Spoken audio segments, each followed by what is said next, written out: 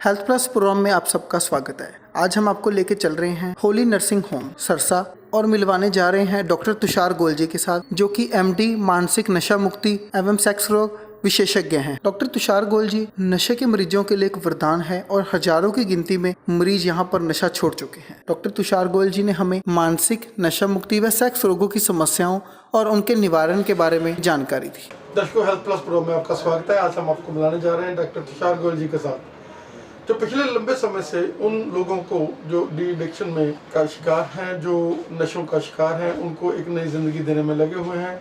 और हज़ारों की गिनती में वो लोग जो ज़िंदगी से थक हार के नशों में रह रहे थे, उनको एक नई ज़िंदगी दी है। डॉक्टर तुषार जी, आपका स्वागत है हमारे स्पेशल शो। नमस्कार डॉक्टर साहब, आपके शो के लिए मैं बहुत आभारी हूँ जब उनको आमंत्रित किया। तुषार जी, नशा, क्या कहना चाहेंगे कि आज का जो चाइल्डहुड है, जब बच्चे बड़ा होना शुरू होते हैं, जिस तरीके से उनका जो इंक्लेशन है वो मोबाइल्स के ऊपर है। पहले से स्टार्टिंग ही हम लोगों को ऐसा मिल रहा है कि उनको मज़े आने वाली चीज़ें, जैसे हम लोग खेलते थे इकट्ठे और चीज़ें करते थे, क्या कहना चाहेंगे? ऐसा है, आपने बड़ा सीधा सामाजिक सवाल किया है, तो मैं इसका सामाजिक जवाब दूंगा। शायद देखने वाले लोगों को अच्छा ना लगे, पर मैं साफ बोलूँगा। अपब्रिंगिंग ऑफ द चिल्ड्रन, बच्चों का लालन पालन मेरे हिसाब से थोड़ा सा गलत होगा। आप कह रहे हो बच्चों को, मैं मेरे घर में बता देता हूँ, वैसे भी आसपास में पेरेंट्स बिजी हैं, चुप हो जाए, देख रहे वो, चाहे उसमें कुछ भी देख रहे, चाहे ABCD राइम्स देख रहे, चाहे वो नशे के ऊपर वीडियो देख रहे, चाहे वो सेक्स ओरिएंटेड कुछ भी देख रहे, हमने उस पर केयर तो नहीं की। ठीक है, देखो कोई इशू नहीं है, कोई टाइम होना चाहिए, कोई लिमिट होनी चाहिए, कोई इस पर केयर होनी चाहिए, ठीक है ना। आप बागवान जानते हैं कौन होता है? एक माली को हम बागवान कहते हैं। उसका क्या काम है? अच्छी मिट्टी देख के बीज डाल के पौधा उगाए और फल देने तक उसका ख्याल रखता है। वही कहानी हमारे मानव जीवन में है। एक माँ बाप बच्चे को पैदा करते हैं, तो आजकल की तेज तरार जिंदगी में जहाँ पे पेरेंट्स दोनों वर्क कर रहे हैं, सब कुछ है, बच्चों का ख्याल नहीं पैदा करके छोड़ दिए। चाहे वो हॉस्टल में जाए, चाहे वो कहीं जाए, कुछ जाए, मॉम आई नीड 1000 रुपीज़ ले, डैड आई नीड 5000 रुपीज़ ले। कभी नहीं पूछा वो 6000 पे कहाँ गए, क्यों गए, कैसे गए। 2 दिन पहले वो 2000 लेता था, आज एकदम 6000 क्यों गए। रात को 10,000 है, जस्ट चिल आउट पापा। होता कि नहीं होता सर? सामाजिक कह रहा हूँ मैं, सिर्फ एक सामाजिक सवाल का जवाब है। पापा तो बेचारा चिल आउट हो गया, बच्चा चाहे बियर पी के आ गया। ठीक है ना बात को। तो हम माँ बाप भी एक माली हैं जो बच्चे को पैदा किया और उसको अपने पैरों पे खड़ा होने तक, हमारी मौत तक हमने संभालना है। क्या हो गया अगर आज बच्चा वयस्क हो गया या 50 साल का इंडस्ट्रियलिस्ट बन गया, उसका बाप तो 80 साल का ही है कि नहीं है? ठीक है ना। क्या उसने वो 80 साल का बाप का, पितात्व का अपने ऊपर से हक खो दिया? क्यों नहीं उसे खींच कर देखते, क्यों नहीं उससे संभाल के रखते? बेटा है तो क्या हुआ। और आजकल ऐसी बात नहीं है, बेटियां भी नशा कर रही हैं, नो डाउट, ठीक ना। अनडाउटेडली हमारे समाज में, मैं बड़े छोटे से प्रांत में सिरसा में रहता हूँ, यहाँ की लड़कियां नशा कर रही हैं। कोई शर्म नहीं है, कोई गिला नहीं है इस बात को कहने में, सिर्फ इसलिए कि या तो हम टीचर से बच रहे हैं, या हम पेरेंट्स से बच रहे हैं, दादा दादी से बच रहे हैं। कारण बहुत है, निवारण नहीं है। पहले थे ज्वाइंट फैमिलीज होती थी, दादा दादी, बुआ फूफा, मामा चाचा, ताया राई, मसी मुसी सब साथ रहते थे। बट उनको सबको 12-13 को पता होता था ये जना कब गया, कैसे आया है। चाहे वो उसकी चुगली करते थे, चाहे मजाक उड़ाते थे, निगाह तो रहती थी। अब 2 माँ बाप 2 बच्चे, वो उधर गया, वो उधर गया, वो उधर गया, बस ठीक है। The only thing is report card में 90% आने चाहिए। मॉरल रिपोर्ट क्या है वो नहीं पता। एकेडमिकली 90% आने चाहिए, बस इतना हमारा है। हमने अच्छी स्कूलिंग करा दी, अच्छी ट्यूशन भेज दी, अच्छा व्हीकल दे दिया, बढ़िया कपड़े पहना दिए, पॉकेट मनी गुड है, बड़े शहरों में चल जाए तो अच्छा 4 व्हीलर है, बस ठीक है। टू हेल्प व्हाट, कि वो क्या कर रहा है क्या नहीं कर रहा है। तो मेरा मानना ये है कि जिंदगी में हम जो भी करते हैं, that is the process of learning. Learning मतलब हम सीखते हैं। आप आई रिपोर्टिंग का काम कर रहे हो, आपने रन करके किया, आप अपने बड़ों के पैर छूते हो, आपने अपने माँ बाप से सीखा, लर्न किया ना, तो हमारी लर्निंग में दिक्कत आई हुई है। अभी पीछे मेरा एक सामाजिक प्रोग्राम था नेहरू पार्क में, कोई पुलिस ऑफिसर किसी रैंक के हमारे साथ चीफ गेस्ट साहब थे, तो एक लेडी ने मेरे से क्वेश्चन किया, सर आपके साथों के साथ भी बैठे, ये भी बैठे, वो बैठे हैं, तो ये गुटखा बेचना क्यों नहीं बंद कराते? मैं कहा मैडम आपका बेटा गुटखे की दुकान पे गया क्यों? ठीक है ना, to which she was clueless, उसके पास आंसर नहीं था। हम किसी और पे उंगली दागे, अरे बच्चा हमारा है, हमने संभाल के रखना है। तुमने पैदा किया कि पुलिस वाले ने पैदा किया? वो सन ऑफ XYZ है कि सन ऑफ पुलिस वाला है? ठीक है ना, तो हम क्या, मैं बात के चलूं, नशेड़ी होना एक सामाजिक बुराई है, पर उसको नशेड़ी बनाना भी एक सामाजिक बुराई है। उसमें जो काम हम करते हैं, हम अपनी ड्यूटियां भूलते जा रहे हैं। हम कह रहे हैं बड़ा हो गया, अब बड़ा हो गया तो तुम भी तो बूढ़े हो गए। ठीक है ना, मतलब मेरा आज समाज से ये सवाल है कि हम अपने बच्चों को हम क्यों नहीं संवारते? हम ये क्यों कहते हैं कि देश में नशा फैल रहा है, सरकार नशा ला रही है, कानून नशे पे नकेल नहीं कर रहा, आपका बच्चा क्यों जा रहा है भाई? ठीक है ना बात को। आप शहर में ठेके खुले होते हैं, 100% जनता तो ठेके पे नहीं जाती ना, कुछ परसेंट ही जाते हैं। जो नहीं जाते फिर उनके लिए कोई स्पेशल स्कूल लगे, स्पेशल क्लासेस लगे हैं? नहीं, घर के आचरण है, घर वाले कैसे पालते हैं, आपके ऊपर क्या ख्याल रखते हैं, किन किन बातों के, कैसे वो आपकी नकेल कसते हैं, कैसे वो आपको मार्गदर्शन देते हैं। मैं जैसे स्कूल में पढ़ता था तो हमारे स्कूल में एक भजन गाया जाता था अंग्रेजी में, this little guiding light of mind.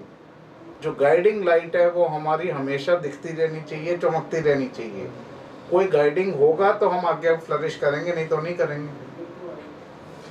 Doctor Tushar, you are a good counsellor, और जिस तरीके से हम बात कर रहे हैं, बच्चों की बात कर रहे हैं, वही एडिक्शन वाले लोग हैं जो बिल्कुल थके हारे होते हैं और उनकी कोई बात भी नहीं सुनता।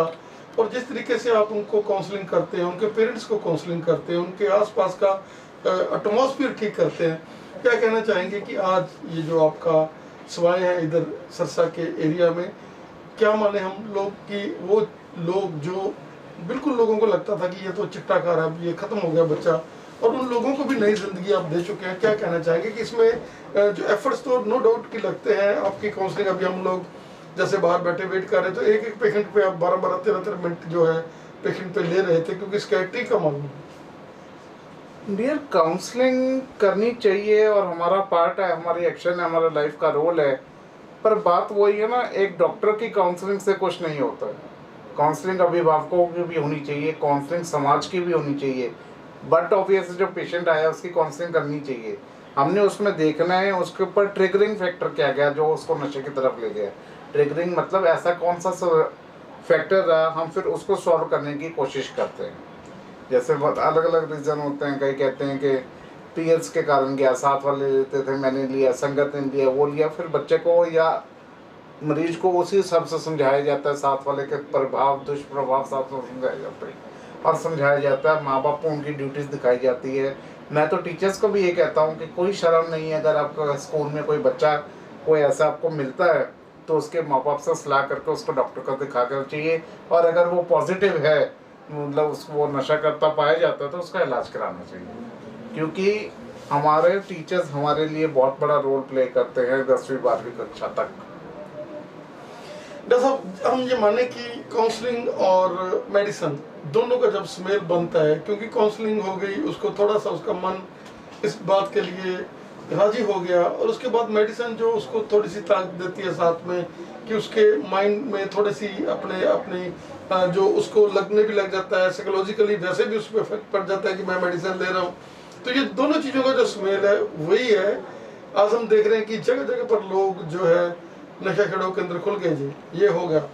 लेकिन जो क्वालिफाइड डॉक्टर्स हैं जिन्होंने अपनी ज़िंदगी में स्कैट्री के ऊपर बहुत इंटरवीनिंग की है, क्या कहना चाहेंगे आप कि वो डॉक्टर जिन्होंने अपनी ज़िंदगी में इस चीज़ के लिए हज़ारों पेशेंट्स को, हज़ारों लोगों को, ज़रूरी नहीं है कि वो नशे की तरफ ही जाते हैं, जब लोग अपनी परेशानी में होते हैं तो कोई ना कोई रास्ता अडॉप्ट करते हैं, और आप लोगों ने बहुत लंबा एक्सपीरियंस होता है, क्या कहना चाहेंगे कि सरकार को भी ये चाहिए कि जो बहुत ही क्वालिफाइड लोग हैं वही इन चीज़ों के लिए वो एक्ट करे, कि जिसके साथ कि लोगों को एक जिंदगी मिल जाए। अब लोग नशे में जब होता है, कोई एक बच्चा नशे में है तो सारा परिवार मरा होता है। ऐसा है जो आप कह रहे हो वो गवर्नमेंट की पॉलिसीज एंड गाइडलाइंस अलग है, जिसपे हम ना कुछ बोल सकते हैं, ना टिप्पणी कर सकते हैं, ना हस्तक्षेप कर सकते हैं, क्योंकि उन लोगों का मोटिव अलग है। उन्होंने पूरे भारत को बचाना है। हम एक एक परिवार एक एक मरीज को लेके चलते हैं, तो उनकी पॉलिसीज या गाइडलाइंस है जो वो कंट्री वाइड होती हैं। कल ही सरकार तो बनाती नहीं है, सरकार के साथ IAS ऑफिसर्स भी होते हैं, हमसे भी होते हैं, सबका मिक्स ब्रेन होता है, वो अलग अलग। हाँ, अगर उसमें कोई नई संशोधन में कोई गाइडलाइंस चाहिए हो, कुछ और हो, तो हमारी बड़ी संस्थाएं बनी हुई हैं जो बीच में हस्तक्षेप करती हैं, जैसे IAM में है, साइकेट्री की IPS है, इंडियन साइकेट्री सोसाइटी है, जो अपना सुझाव देती है और अगर कोई फेरबदल चाहे तो वो करवाने की कोशिश करती हैं या अमेंडमेंट करा लेती हैं। तो वो गवर्नमेंट की पॉलिसीज में हम लोग क्या मेडिकल कॉलेज के टीचर्स तक भी हस्तक्षेप नहीं कर सकते हैं।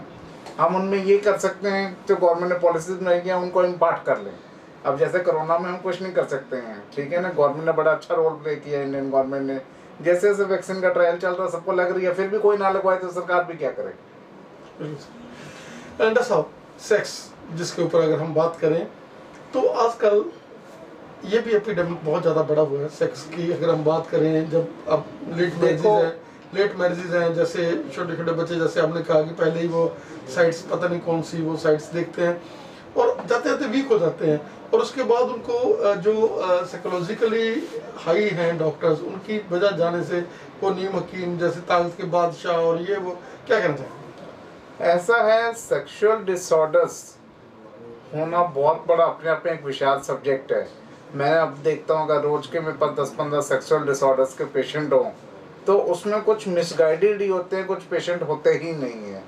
बेसिकली अगर हम देखें तो लड़कों में नामर्दगी और औरतों में बांझपन, ये 2 मेन सेक्स के रोग हैं। बाकी तो सब यथाकथा बातें सुनी हुई हैं, मेरा छोटा है, मेरा मोटा है, पतला है, डिकड़ा है, अटरम है, पटरम है, मीटर कोई नहीं आता।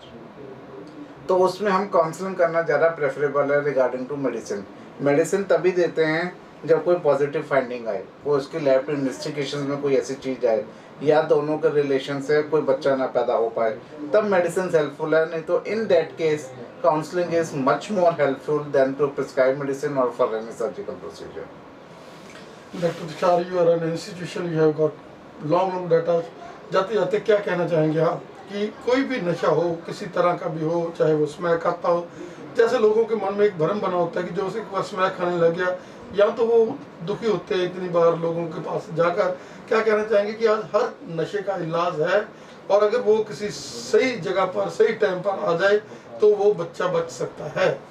देखो, विश्व स्वास्थ्य संगठन द्वारा या WHO द्वारा 14 तरह के नशों को डायग्नोस के नंबर्स दिए गए हैं और उन सब नशों का आज की डेट में क्वालिफाइड साइकेट्रिस्ट द्वारा इलाज पॉसिबल है और कोई और फील्ड के पास नहीं है। आए, नशे से छुटकारा पाए, अपने और अपने परिवार के जीवन को 4 चांद लगा के उजागर करें। Thank you sir.